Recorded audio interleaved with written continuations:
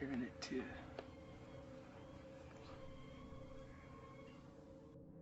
Bigfoot, also known as Sasquatch in Canadian and American folklore, is an ape-like creature that is purported to inhabit the forests of North America.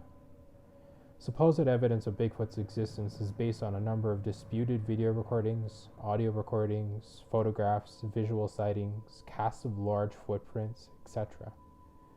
Some of these are speculated or known to be hoaxes, such as the Patterson film. Folklorists trace the figure of Bigfoot to a combination of factors and sources, including folklore surrounding the European wild man. The belief also has come from Native American and also the experiences of loggers and cultural and environmental concerns. Within the fringe subculture of cryptozoology, Bigfoot is considered a cryptid. However, the majority of mainstream scientists have historically discounted the existence of Bigfoot, considering it to be a combination of folklore, misidentification, and hoax rather than a living animal.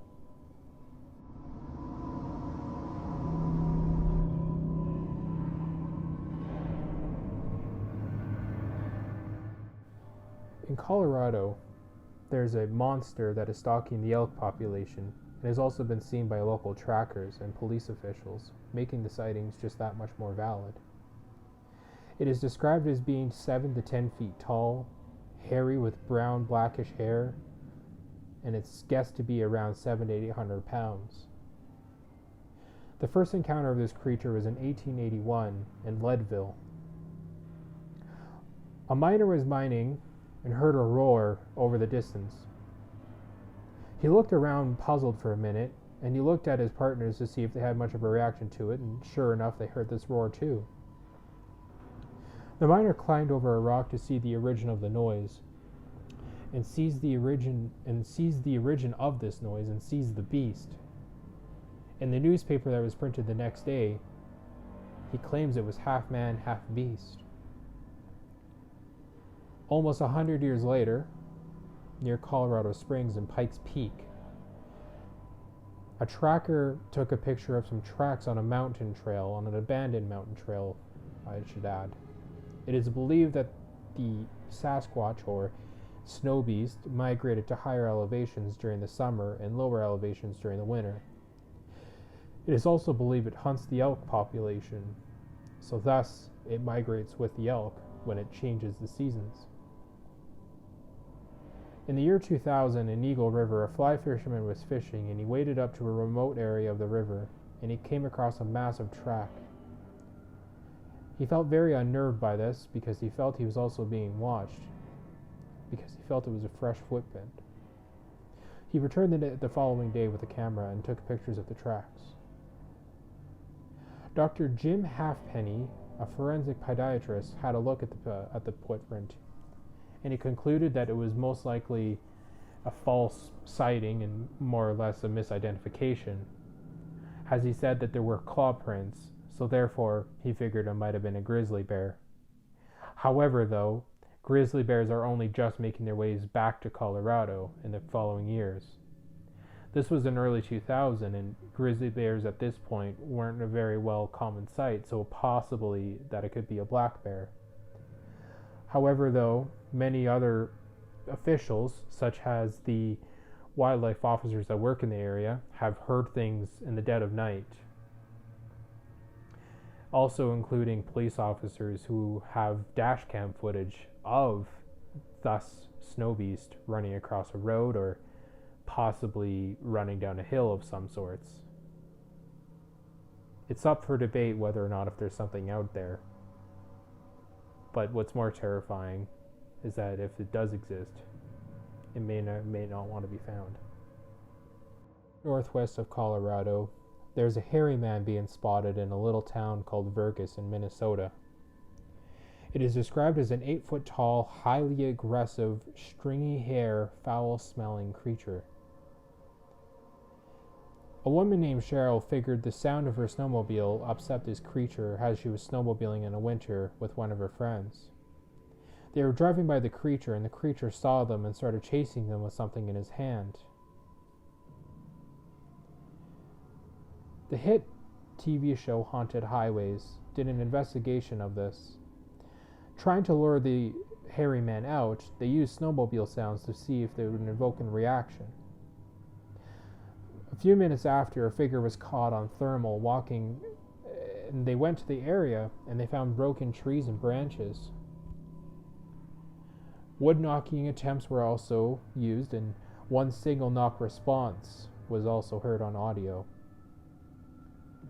They also investigated the area, and they found more broken trees and a broken branch, and a putrid rotting smell follows after. There's also scratching on a tree with a string of hair attached to it. It was inconclusive, and not much was said about it for the rest of the episode. For centuries, the First Nations of Canada's northwest coast have told tales of encounters with the Sasquatch. However, it would not be until the 19th century when white men reported sightings of their own Bigfoot.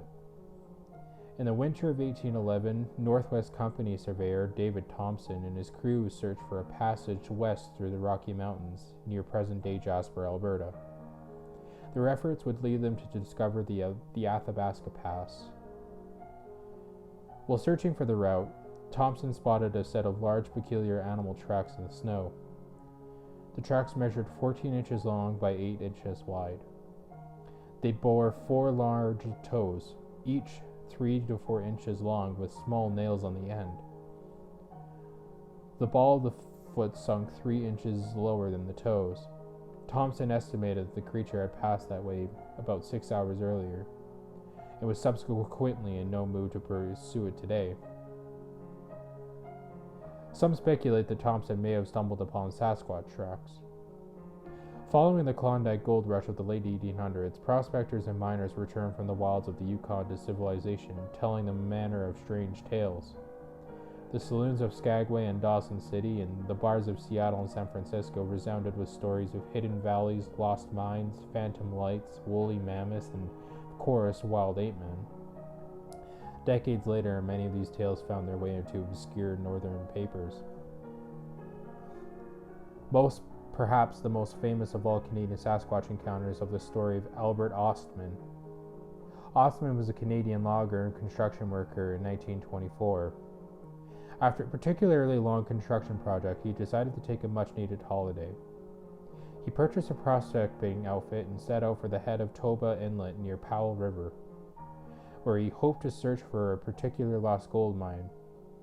According to the old Indian who ferried Ostman to the inlet, a Sasquatch had killed the prospector who initially discovered the bonanza. After several days prospecting without luck, strange things began to happen. Ostman would wake after a good night's sleep to discover that some of his things had been disturbed in the night. Some of his provisions started to go missing. One night, Ost climbed up onto a rock overlooking his camp. Boots on his feet, rifle in hand, he hoped to catch the culprit in the act. No sooner had he nodded off, however, when he was jerked awake, disoriented, he quickly realized that he was inside his sleeping bag, being hauled away by something huge. After a very uncomfortable 3-hour ride, Ostman was let down.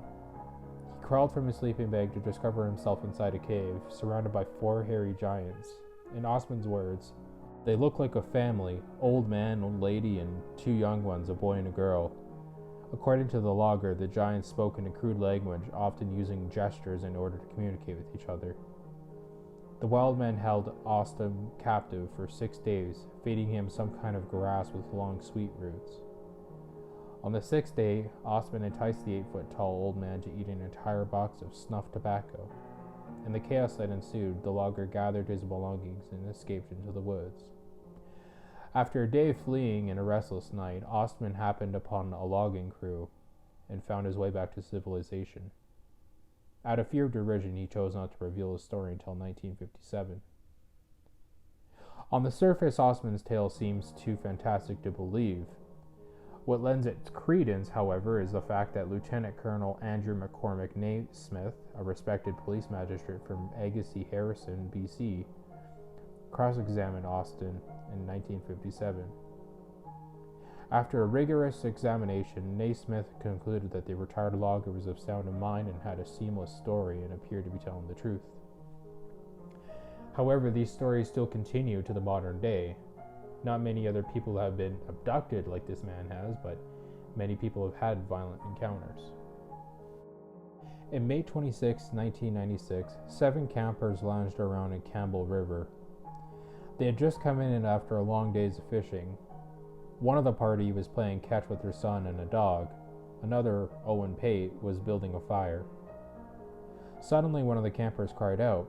She had spotted something strange nearby the slopes of Chewbacca Mountain. One by one, her 6 companions, beers in hand, joined her in peering up the hillside. No sooner had the camper begun to explain to her fellow outdoorsmen what she had seen than a dark, hairy man, or human-like figure, if you will, stood up, emerging from the concealment behind a bush no more than 70 meters away. The figure watched the campers for a moment before dashing into the nearby woods. Owen Pate's wife, Lori, one of the 7, had brought a camcorder with her to the scene. At the insistence of her husband, she turned the device on and began to scan the hillside. Several minutes later, the Pate's foresight was rewarded. The figure emerged from the woods about 160 meters up the mountain. Lori filmed the creature as it loped across the rugged slope on 2 legs. Another camper, Tom Lyons, watched the scene unfold through a pair of binoculars. "It's a Bigfoot," he exclaimed, as the figure disappeared into the trees. Over the years, the Pate's Memorial Day footage has been analyzed and interpreted by experts from a number of fields.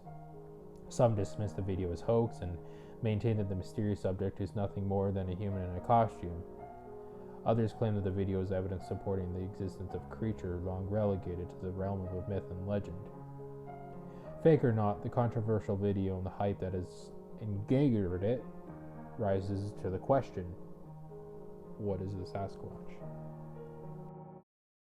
Hey everyone, just a quick little reminder that there will be a part 2, so please continue on to the next video, which will be released probably tomorrow. I'm hoping to get the recording done today, so it might be even released tonight, you never know.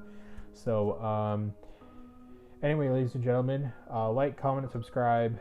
Turn on those notifications if you want to see part 2. And also guys, thank you for watching the video today. If you're new to the Melodive family, I welcome you. I would shake your hand, but we're in the middle of a pandemic. So without further ado, ladies and gentlemen, make sure to pay attention for part 2. Ladies and gentlemen, stay mellow.